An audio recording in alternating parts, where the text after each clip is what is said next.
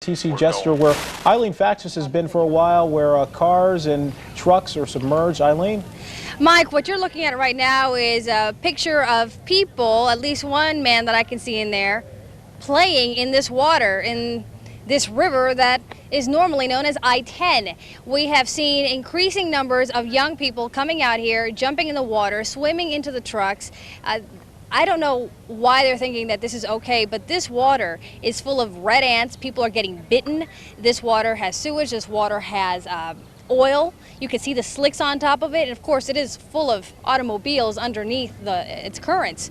But we are seeing increasing numbers of young people swimming out here, playing under the bridge. Michelle, if you want to just move across the way here, you can see people are walking under the bridge over there.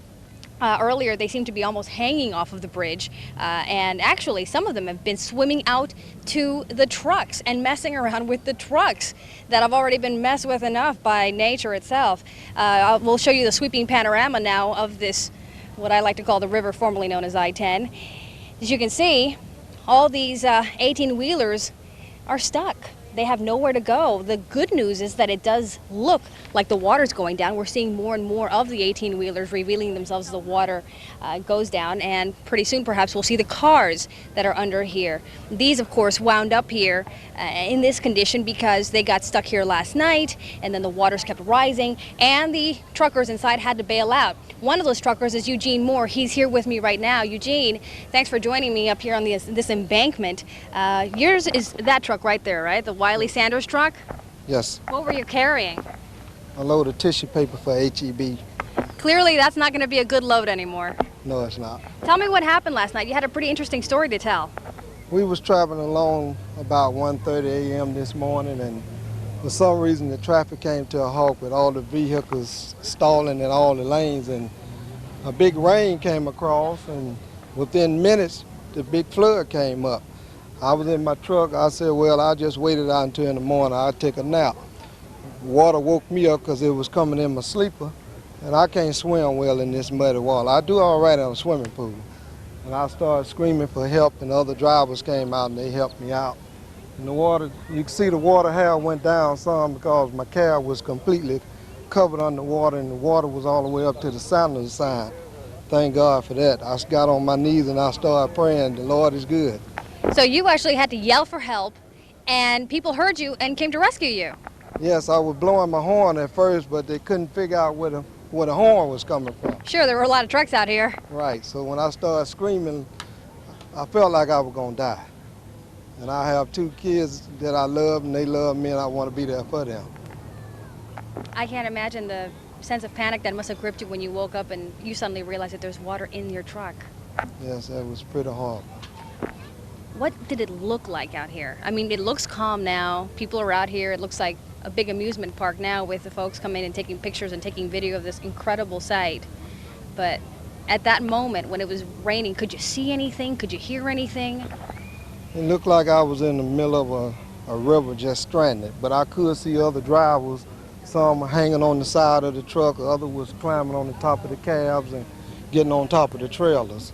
There was one guy that was stuck on the inside. When he got ready to open his door, the pressure blew him to the other side, almost knocked him out, and the other guys had to get in there and get him out. And as you can see over here, we had another truck that caught on fire. Thank God that the driver and no other passenger was in that truck. Yeah, I understand that the CB shorted out and that's what caused the fire. I'm not sure, but I do believe it was an electrical problem. Yeah, hard to believe all this water and we still have a fire to contend with as well. That's right, and thank God, as far as I know, there's no casualties. No, that's what I was going to ask you, Eugene. There are so many people out here, there are so many cars under here that we still can't see. Do you think everybody got out okay? Yes. Because the four-wheelers, before the water started to get as high as our tractor trailer, they was bailing out. So people saw the water rising and they were bailing out quickly, right, rescuing one another. Right. But I didn't figure that the water was going to rise that high. Normally when you're in deep water, trucks don't get flooded out like that. No, I imagine that this has been probably the first and only time this has happened to you, right? I've never seen nothing like this in all the days of my life, and I hope I never see it again. You're not alone in that thought. Your truck, your Wiley Sanders truck, Total loss, I take it? Yes, ma'am. So what do you do now? You just wait for it to go down and call a really big tow truck? What do you do? Wait for the water to go down and see what the insurance company gonna do. You can't drive this thing out of here. I'm not gonna even try. What do you think about the people coming out here and swimming in this water and actually messing around with the trucks? We saw some kids trying to actually open the door of the trucks that Michelle's taking pictures of right now. And we have word that at the other end of this temporary river, people have actually been messing around with the Budweiser truck, trying to loot it. What do you think of that? I think that's crazy. This situation is, I don't know how it looked to other people, but it's not beautiful. And it wasn't beautiful being out here in it. It was terrifying to me because I was in the midst of it. And those people that's doing that, they ought to be somewhere praying and thanking God that it's not worse than what it is. That's what you're doing, isn't it? Yes. Well, Eugene, thank you so much, and congratulations for having survived such a harrowing event and getting out alive and having a lot of angels around you to help you out of there, huh? That's right. Thank you. All right, and good luck. I know that this isn't over for you, even though the big storm is, I think. I hope it's over. We'll see.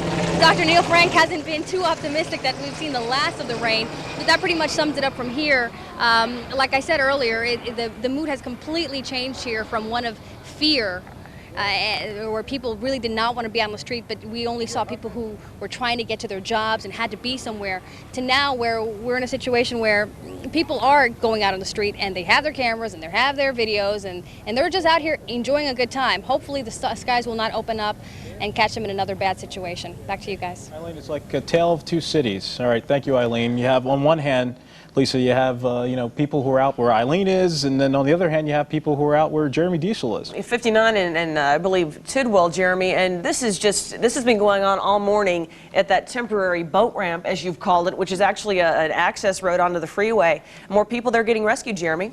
Lisa, another round of folks is coming in from these 3 firefighters and their boat who have been out working in this neighborhood since 10 o'clock last night. You can see, though, they're starting to get some helping hands from the Richmond Fire Department. Those gentlemen arrived with their own boat relatively recently in the last couple of hours. You can see plenty more kids being loaded out on this trip. Another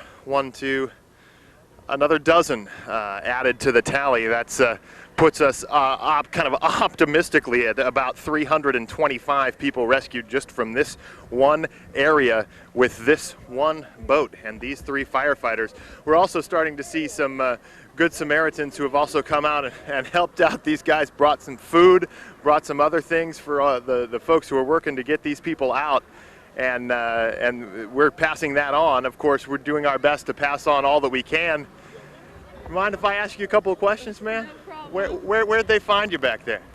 We were back in the apartment complex. Y'all reported on earlier that they also there was several hundred people. Well, that we were part of it.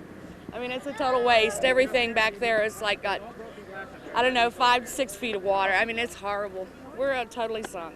Now, where were you? Where were you staying? Where were you riding it out?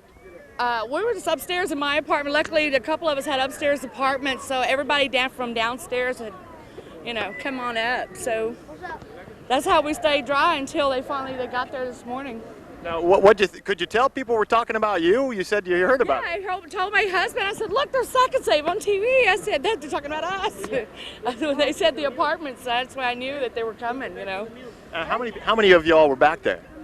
Oh, God, I don't even know. In our upstairs, there was probably 20 people or so off and on. They were going back around the corner trying to rescue other family members and having to pull themselves up the fence line with the ants and everything. I know one lady had ants in her hair. It was horrible. Are there still more people out there in the complex? Going back. There's the other side of the apartment complex has still got a bunch more people in it. So that's where they're going back now to finish. And we're talking about a wide range of folks, kids, elderly folks? Elderly, newborns, everything's back there. I mean, there's another couple that are, elderlies are up in their attic in the back there. So hopefully they'll go back there and get them out of the attic. And how long did you have to ride it out in the upstairs? When did the water start to rise? It was since, I would say, 2 o'clock in the morning when I woke up, and it's flooding, I didn't even know it. When I went to sleep, I got off work about 7 when it started really raining, and my husband and I had been so tired, we just went to sleep, and next thing I know, I'm awake and it's flooded. What's your name? Michelle Benton. Michelle, good luck to you. Thank you. Michelle Benton, one of the many, at least in this particular load, more than a dozen folks from the apartment complex that we have heard a lot about. I don't know that we've seen it at any point, but we've certainly heard a lot about it. The boats, we can tell you, are going back, so if you happen to be in that apartment complex, don't worry, those boats are coming back to you out there, and they've got plenty more to do. The longer we stay out here, the more we hear about other homes, apartment complexes, and places where people may be and where people may be coming from. So, of course, as they come in, we'll bring it to you. Back to you guys. All right, Jeremy Diesel, thank you very much. Yeah. And the stories keep coming.